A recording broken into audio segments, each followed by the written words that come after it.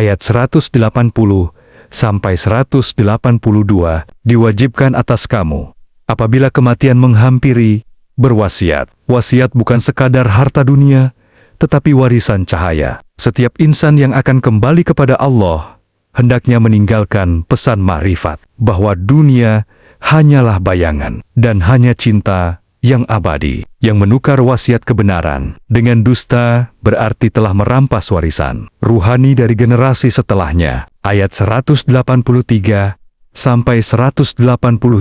Wahai orang-orang beriman, diwajibkan atas kamu berpuasa. Puasa adalah makom penyucian diri dari keakuan. Menahan makan hanyalah simbol, yang lebih halus adalah menahan pandangan dari selain Allah. Ketika lapar jasad menyala, ruh menjadi terang, dan hijab antara hamba dan Rob menipis. Lailatul Qadar batin adalah saat kesadaran fana lenyap, dan yang tersisa hanyalah Allah. Itulah makna aku dekat.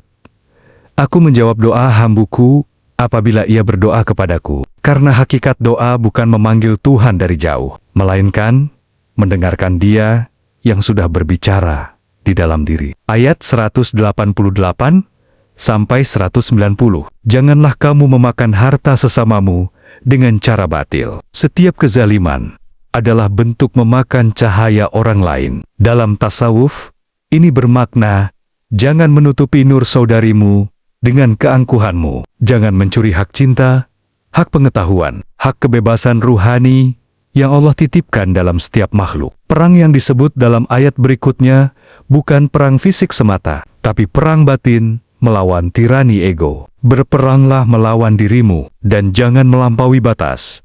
Karena Allah tidak mencintai pelampau batas, bahkan terhadap diri sendiri. Ayat 191 sampai 195.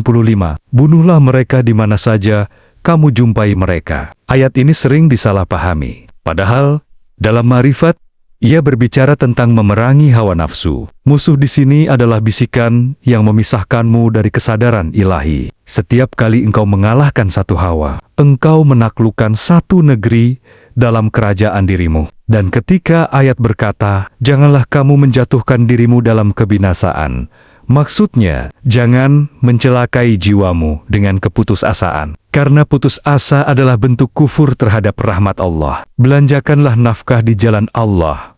Artinya, pancarkanlah kasih dan ilmu yang telah engkau terima, agar dunia menjadi taman bagi ruh yang lapar. Ayat 196 sampai 200. Sempurnakanlah haji dan umrah karena Allah. Haji adalah perjalanan ruh menuju asal cahaya. Ihram berarti menanggalkan segala kelekatan duniawi. Tawaf adalah mengitari pusat diri.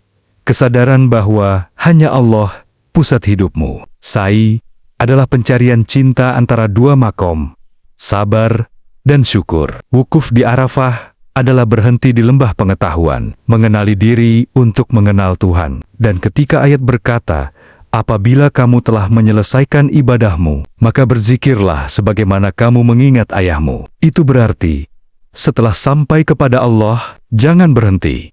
Jadikan setiap detik kehidupan sebagai dizik. Karena marifat sejati bukan puncak perjalanan, melainkan kesadaran yang terus berdenyut di dalam diri. Baik, kita lanjutkan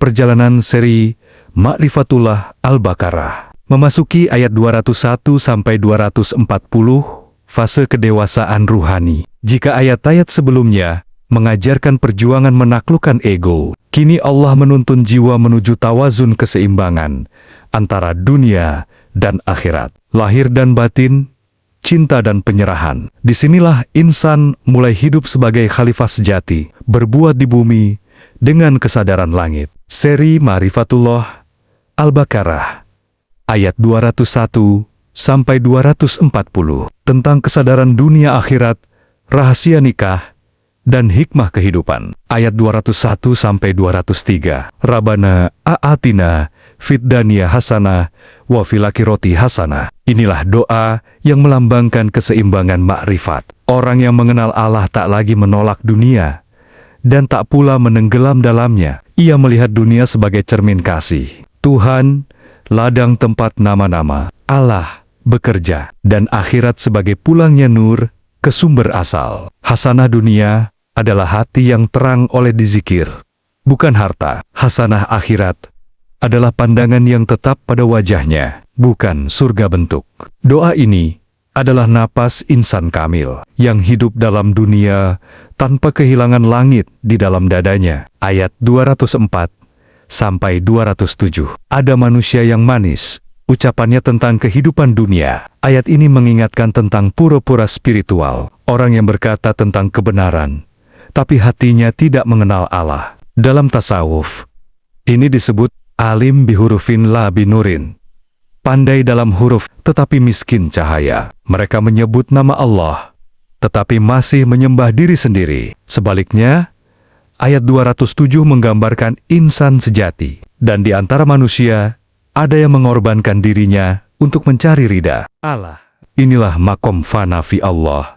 Tiada lagi aku, tiada lagi kehendak selain kehendaknya. Hidupnya menjadi rahmat, diamnya menjadi dizikir, dan kematiannya menjadi kehidupan bagi yang lain. Ayat 208 sampai 210. Masuklah ke dalam Islam secara keseluruhan. Islam di sini bukan sistem hukum, tapi penyerahan total jiwa. Masuk seluruhnya berarti tidak menyisakan satu ruang pun bagi ego. Sebagian manusia hanya menyerahkan lidah, sebagian lagi tubuhnya, tetapi ruhnya masih ingin berkuasa. Allah memanggil agar seluruh dimensi manusia, jasad, akal, perasaan, dan rahasia hati tunduk dalam kehadirannya. Dan janganlah mengikuti langkah setan, yakni bisikan untuk memisah antara dunia dan Allah, karena setan tidak selalu menyesatkan dengan dosa, tetapi sering dengan keangkuhan aku suci. Ayat 211 sampai 213. Manusia dahulunya satu umat. Semua manusia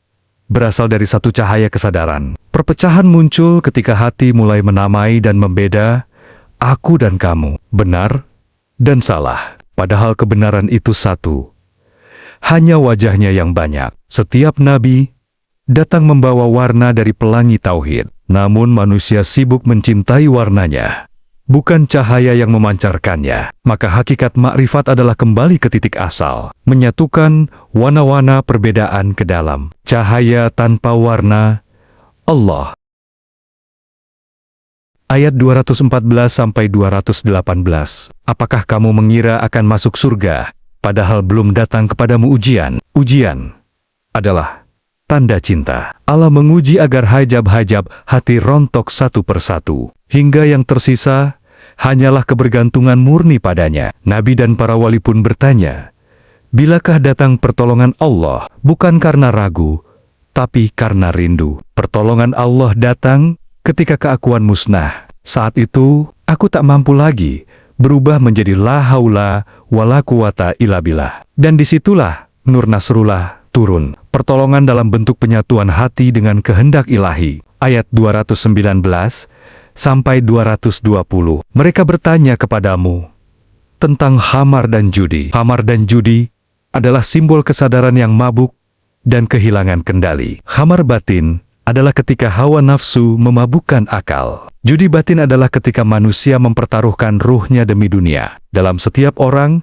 ada medan permainan antara nur dan ego. Siapa yang sadar, menjadikan dunia ladang amal. Siapa yang lalai, menjadikannya meja taruhan. Allah ingin manusia sadar, bukan mabuk dalam kesenangan, tapi tenggelam dalam dizikir. Karena mabuk yang hakiki adalah mabuk oleh cintanya, yang menyembuhkan, bukan menyesatkan. Ayat 221 sampai 223. Dan janganlah kamu menikahi perempuan musyrik hingga mereka beriman. Nikah dalam pandangan marifat adalah penyatuan dua kesadaran. Larangan ini bukan sekadar hukum sosial, tapi simbol batin. Jangan biarkan ruh yang beriman menikah dengan nafs yang musyrik. Jika hati menyatu dengan syahwat, lahirlah kebingungan. Tapi jika ruh menyatu dengan cinta ilahi, lahirlah nur yang abadi. Istri-istrimu adalah ladang bagimu. Ladang di sini berarti tempat penanaman amal dan kasih, bukan pemuasan diri. Siapa yang menanam benih cinta karena Allah akan menuai generasi cahaya. Ayat 224 sampai 232. Janganlah kamu jadikan nama Allah permainan sumpahmu. Di makom ini Allah mengajarkan kesucian kata. Setiap ucapan yang keluar dari hati adalah benih di alam gaib. Maka berhati-hatilah bersumpah. Karena nama Allah adalah api cahaya. Jika disalahgunakan, membakar, jika dijaga, menyinari. Ayat-ayat ini juga berbicara tentang perceraian dan masa iddah, yang secara batin adalah fase pemisahan antara kesadaran dan ilusi. Ketika seseorang bercerai dari kebohongan dirinya, ia harus menunggu masa iddah, waktu untuk membersihkan hati sebelum menikah lagi dengan kebenaran. Tidak semua perpisahan buruk. Kadang, Allah memisahkan agar engkau mengenal cinta sejati yang tak bisa dipisahkan.